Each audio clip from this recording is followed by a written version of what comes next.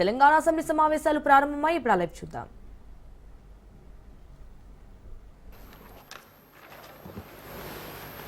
Speaker sir, I beg to move that an address be presented to the governor as follows: that the members of Telangana Legislative Assembly assembled at this 5th session are deeply grateful to the governor for the address which he has been pleased to deliver to the members of 3rd Telangana Legislative Assembly on 12/3/2025.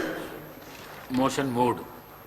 I request Sri Vemula Veeresham to second the motion of thanks on the governor address moved by the Adi Srinivas.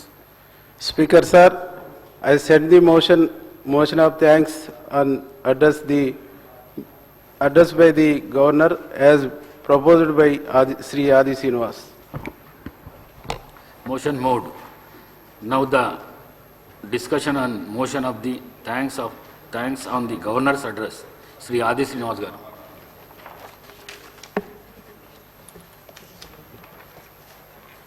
అధ్యక్ష, governor గారి ప్రసంగం పైన ధన్యవాదాలు తెలిపే తీర్మానం పైన నాకు మాట్లాడే అవకాశం కల్పించినటువంటి మీకు ముందుగా ధన్యవాదాలు తెలియజేస్తూ, గౌరవ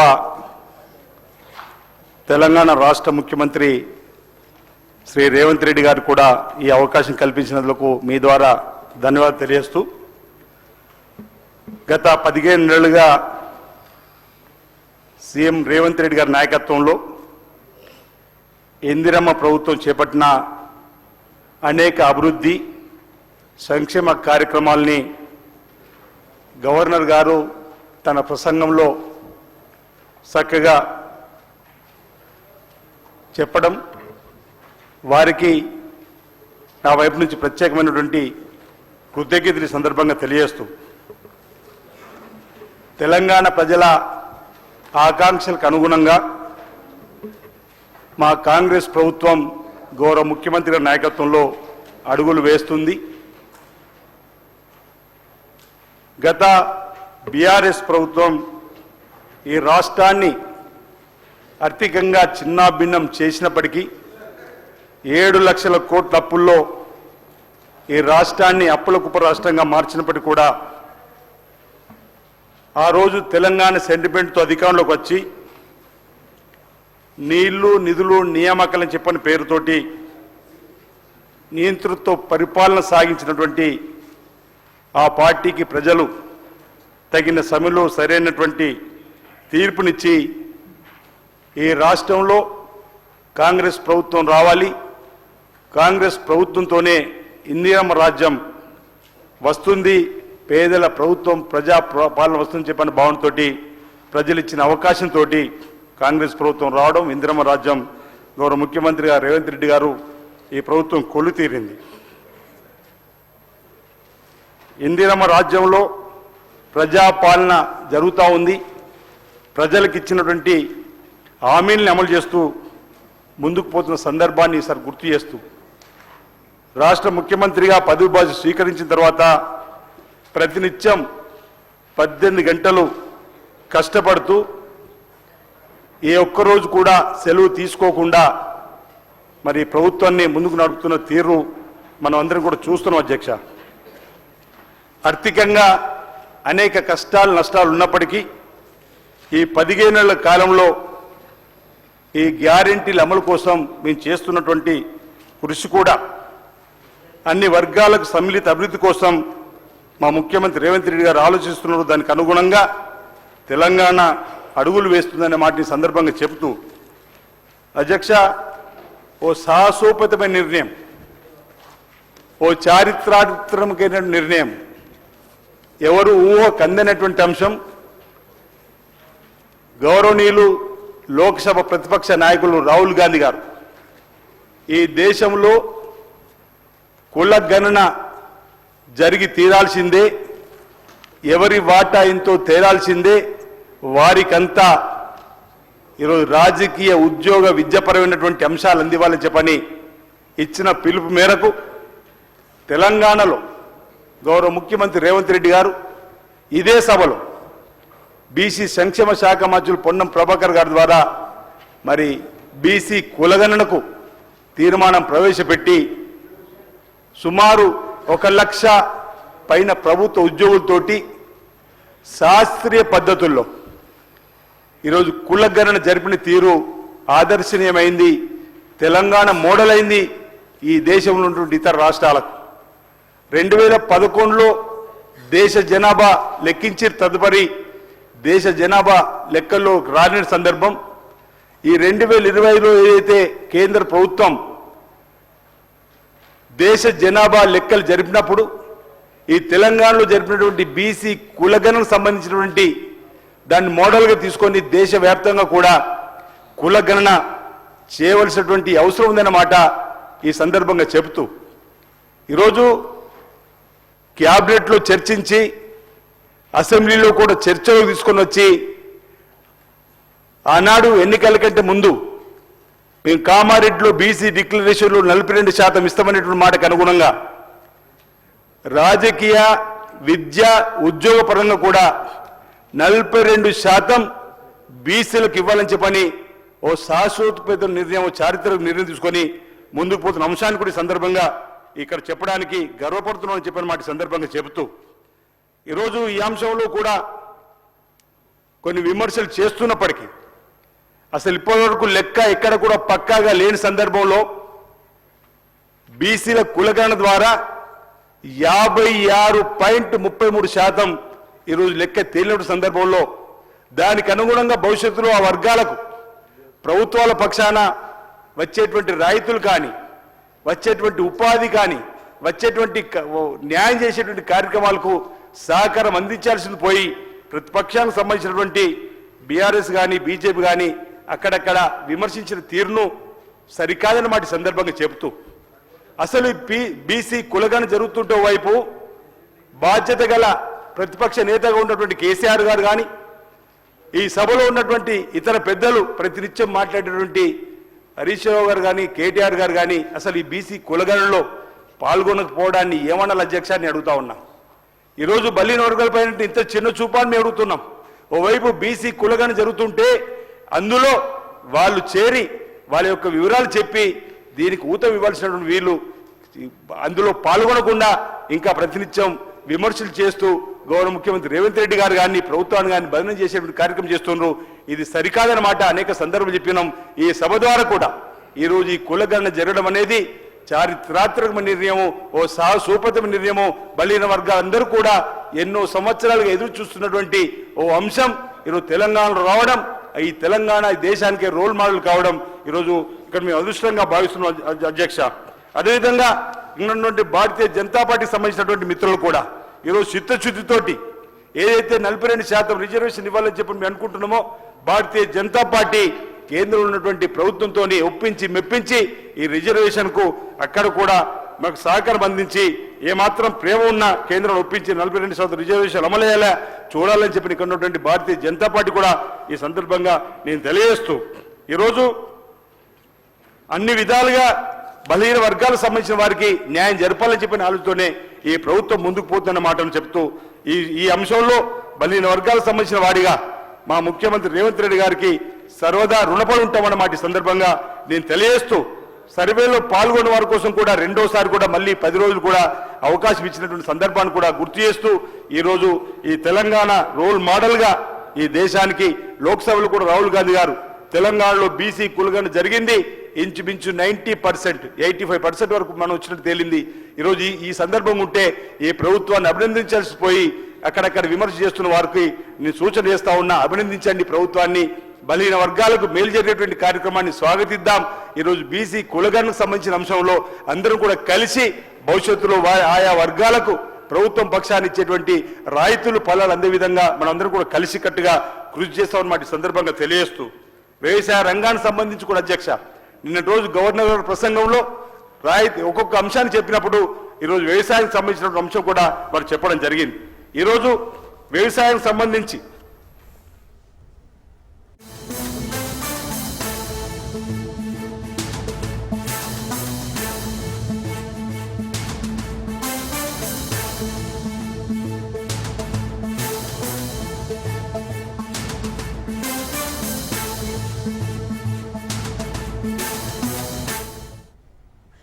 నాసా మిషన్ వాయిదా పడింది. సునీత విలియమ్స్ కు మళ్లీ నిరాశ ఎదురైంది. 9 నెలలుగా అంతరిక్షంలో చిక్కుకుపోయారు వ్యోమగాములు సునీత విలియమ్స్, బచ్ విల్మోర్. అయితే వ్యోమగాములను భూమిపైకి తీసుకొచ్చేందుకు నాసా స్పేస్ ఎక్స్ క్రూ 10 మిషన్ను రూపొందించింది. ఇందులో భాగంగా 4 వ్యోమగాములు ఫాల్కన్ 9 రాకెట్లలో బయలుదేరేందుకు సిద్ధమయ్యారు. ఈ సమయంలోనే సాంకేతిక లోపంతో ప్రయోగం నిలిచిపోయింది. హైడ్రాలిక్ సిస్టంలో సమస్య ఉత్పన్నం కావడంతోనే ప్రయోగాన్ని వాయిదా వేస్తున్నట్లు నిర్ణయం తీసుకున్నామని నాసా పేర్కొంది.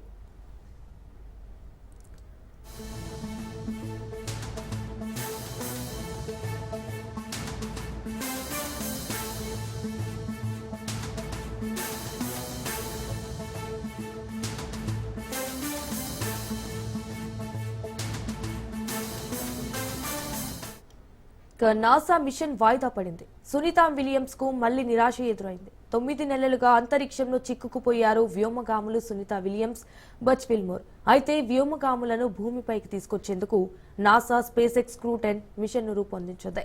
ఇందులో భాగంగా 4 వ్యోమగాములు ఫాల్కన్ 9 రాకెట్లలో బయలుదేరేందుకు సిద్ధమయ్యారు.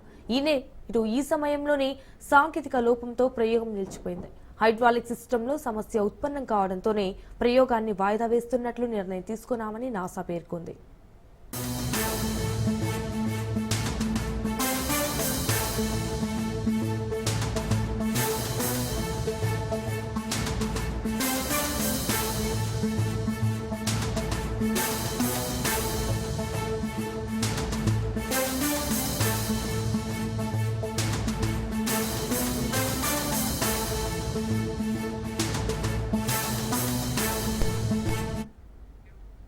రష్యా అధ్యక్షుడు పుతిన్ యుద్ధ భూమిలో అడుగుపెట్టాడు. పశ్చిమ రష్యాలోని కర్స్క్ లో కొంత ప్రాంతాన్ని ఉక్రెయిన్ సేనలు స్వాధీనం చేసుకోవడంతో పుతిన్ కథన రంగంలోకి దిగాడు. తొలిసారి కర్స్క్ ప్రాంతాన్ని పరిశీలించారు వ్లాదిమిర్ పుతిన్. కర్స్క్ ప్రాంతాన్ని పరిశీలించిన పుతిన్ వీలైనంత త్వరగా కర్స్క్ ప్రాంతం నుంచి ఉక్రెయిన్ సేనలను తరలివేయాలని తన దేశ భద్రతా సిబ్బందికి ఆదేశాలు జారీ చేశారు.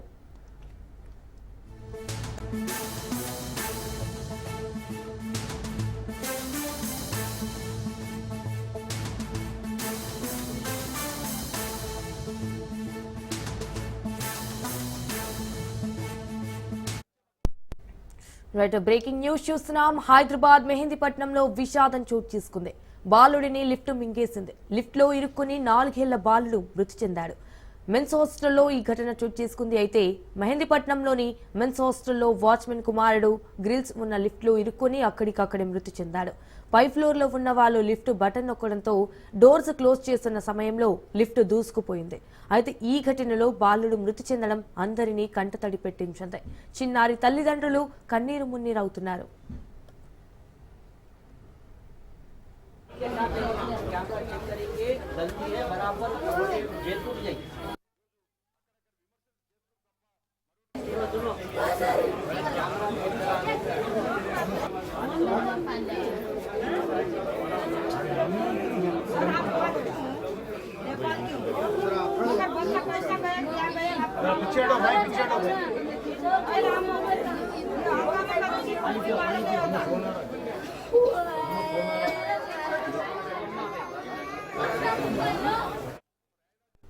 హైదరాబాద్ మెహందీపట్నంలో విషాదం చోటు చేసుకుంది. బాలుడిని లిఫ్ట్ మింగేసింది. లిఫ్ట్ లో ఇరుక్కుని 4 ఏళ్ల బాలుడు మృతి చెందాడు. అయితే మెన్స్ హాస్టల్లో ఈ ఘటన చోటు చేసుకుంది.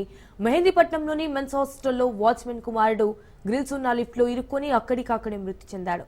పై ఫ్లోర్ లో ఉన్న వాళ్ళు లిఫ్ట్ బటన్ నొక్కడంతో డోర్స్ క్లోజ్ చేస్తున్న సమయంలో లిఫ్ట్ దూసుకుపోయింది.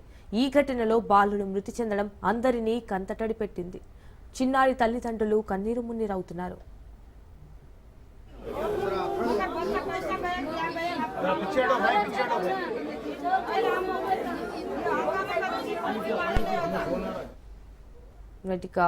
ఇదే విషయానికి సంబంధించి మరిన్ని డీటెయిల్స్ మా crime bureau chief Pavan phone in ద్వారా అందిస్తారు. పవన్, అసలు ఈ ఘటన ఎలా జరిగింది? సో దీనికి సంబంధించిన అప్డేట్స్ ఏంటి? నిన్న రాత్రి ఒక ఘటన చోటు చేసుకుంది. మేడిపట్నంలోని ఒక మెన్స్ హాస్టల్ వాచ్మెన్ కుమారుడు యొక్క లిఫ్ట్ లో ఇరుక్కొని చనిపోయాడు. 4 ఏళ్ల సురేందర్ అంటే అక్కడికక్కడే చనిపోయిన దీనికి సంబంధించి ఒక ఘటన కూడా వెలుగులోకి వచ్చింది. ప్రధానంగా చూస్తే లిఫ్ట్ సంబంధించి ఒకసారిగా లిఫ్ట్ లోకి ఎక్కే ప్రయత్నంలో పై నుంచి కూడా లిఫ్ట్ బటన్ నొక్కడంతో ఒక్కసారిగా లిఫ్ట్ కూడా దూసుకెళ్లిపోయింది. దీంతో ఆ లిఫ్ట్ మధ్యలో ఇరుక్కుపోయి ఆ బాలుడు కూడా చనిపోయారు. ఈ యొక్క విషయం తెలుసుకున్న కుటుంబ సభ్యులు కన్నీరు మున్నీరుగా విలపిస్తున్నారు. అయితే దీనికి సంబంధించి చూస్తే గ్రిల్స్ ఉన్న లిఫ్ట్ లో ఇరుక్కుపోవడం వల్లనే ఈ యొక్క బాలుడు చనిపోయినట్టుగా దీనికి సంబంధించి పోలీసులు గుర్తించారు. అంతేకాకుండా ఈ యొక్క ఘటనకు సంబంధించి గతంలో కూడా ఒక ఇద్దరు చనిపోయినట్లుగా దీనికి సంబంధించి మనకు సమాచారం తెలుస్తుంది. మరోవైపు ఈ యొక్క మెన్స్ కు సంబంధించి హాస్టల్ లిఫ్ట్ ఎప్పుడు ప్రమాదకరంగానే ఉంటుందనేది మాత్రము ప్రధానంగా ఇక్కడ స్థానికులు కూడా చెప్తున్న పరిస్థితి కనిపిస్తుంది. ఓవరాల్ గా చూస్తే దీనిపైన కేసు కూడా నమోదు చేశారు, ఇన్వెస్టిగేషన్ కూడా చేస్తున్నామని చెప్పి మరోవైపు పోలీసులు చెప్తున్న పరిస్థితి కనిపిస్తుంది. అయితే వాచ్మెన్ సంబంధించిన తన కుమారుడు 4 ఏళ్ల బాలుడు సురేందర్ మృతి చెందడంతో తల్లిదండ్రులు మాత్రము కన్నీరు మున్నీరుగా విలపిస్తున్నారు. వారిని ఓదార్చడం ఎవరి తరం కూడా కావడం లేని పరిస్థితి కూడా చూస్తున్నాము. మొత్తానికి చూస్తే దీనిపైన మాత్రం పోలీసులు ఇన్వెస్టిగేషన్ చేస్తున్నారు. Right Pavan, thank you for the updates.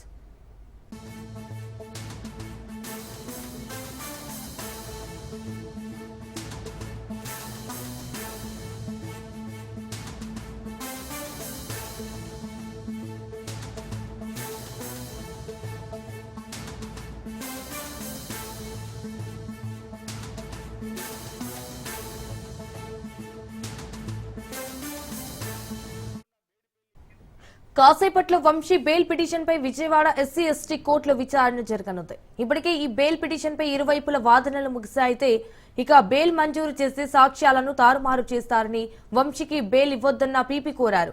మరోవైపు వంశీ అనారోగ్య సమస్యలతో ఇబ్బందులు పడుతున్నారని బెయిల్ మంజూరు చేయాలని వంశీ తరపున న్యాయవాదులు కోర్టుకు విన్నవించారు. దీంతో ఇవాళ మరోసారి బెయిల్ పిటిషన్ పై ఇరువైపుల న్యాయవాదులు కోర్టులో తమ వాదనలు వినిపించనున్నారు.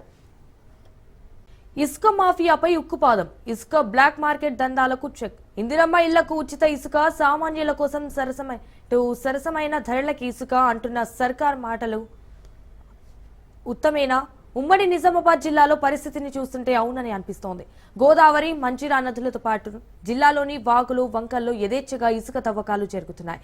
అధికారులు మామూళ్ల మత్తులు చూసి చూడనట్లు వ్యవహరిస్తుండటంతో ఇసుక అక్రమ రవాణా 3 ట్రాక్టర్లు 6 ట్రిప్పులు అన్న చందంగా సాగుతోంది.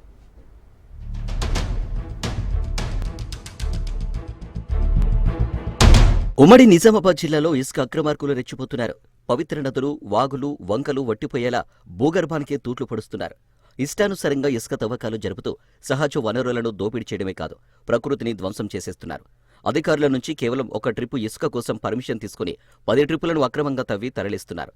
ప్రకృతి పరిరక్షణ కోసం రూపొందించిన వాల్టా చట్టాన్ని కాపాడాల్సిన అధికారులు మామూళ్ల మత్తులో మునిగి అక్రమ రవాణాకు వెన్నుతన్నుగా నిలుస్తున్నారు. రోజు వందల సంఖ్యలో ట్రాక్టర్లు, టిప్పర్లతో ఇసుకను తరలిస్తూ కోట్లాది రూపాయల ప్రకృతి సంపదను కొల్లగొడుతున్నారు.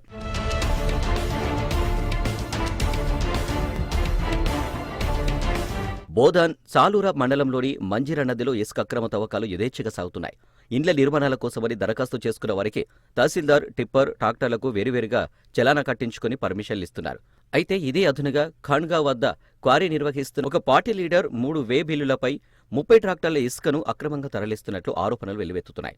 మరోవైపు నదుల్లో నీరు పారుతున్న ట్రాక్టర్లలో ఒడ్డుకు చేర్చి రవాణా చేస్తున్నారు. 20 టన్నులకు మించి అధిక లోడుతో టిప్పర్లు దూసుకువెళ్తుండటంతో నదీ పరివాహక గ్రామాల రోడ్లు దెబ్బతింటున్నాయని ప్రజలు ఆందోళన వ్యక్తం చేస్తున్నారు.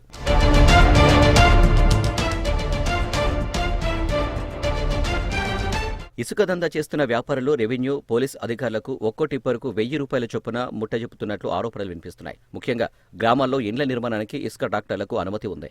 కూలీలతోనే ట్రాక్టర్లు నింపుకోవాల్సి ఉండగా జేసీబీలు, డోజర్లతో నింపుతున్నారు. సీఎం రేవంత్ రెడ్డి ఇసుక అక్రమ రవాణాకు అడ్డుకట్ట వేయాలని ఆదేశించినా అమలు కావడం లేదు.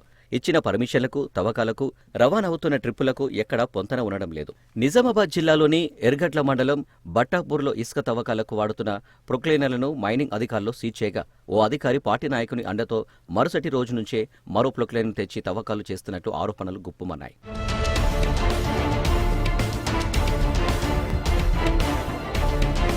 అడ్డు అదుపు లేకుండా ఇసుక దందా కొనసాగుతున్న అధికారులు నిమ్మకు నీరెత్తినట్లు వ్యవహరిస్తున్నారని ఆరోపణలు ఉన్నాయి.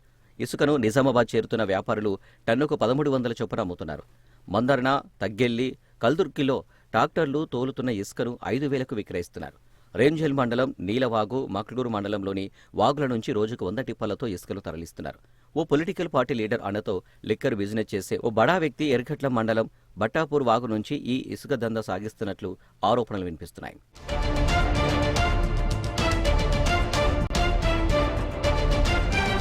ఇసుక అక్రమ రవాణాతో వ్యాపారులు కోట్లు గడిస్తున్నారు. ప్రకృతిని ధ్వంసం చేస్తూ పారే నదులు, జీవరాశులు మనుగడకే ముప్పు తెస్తున్న అక్రమ తవ్వకాలకు అడ్డుకట్ట వేసి ప్రకృతి సంపదను కాపాడాలని కోరుతున్నారు. హైదరాబాద్ పాత బస్తీలో దారుణం చోటు చేసుకుంది. చిన్న వివాదం విషాదంగా మారింది. యువకుల దాడిలో ఓ వృద్ధుడు మృతి చెందాడు. హఫీజ్ బాబానగర్ లో జకీర్ ఖాన్ అనే వృద్ధుడు దుకాణం నడుపుతున్నాడు. ఆయన దుకాణం ముందు కుర్చీలు వేయడంపై వివాదం తలెత్తింది. పక్కనే ఉన్న పాన్ షాపు యజమానులతో వివాదానికి దారి తీసింది.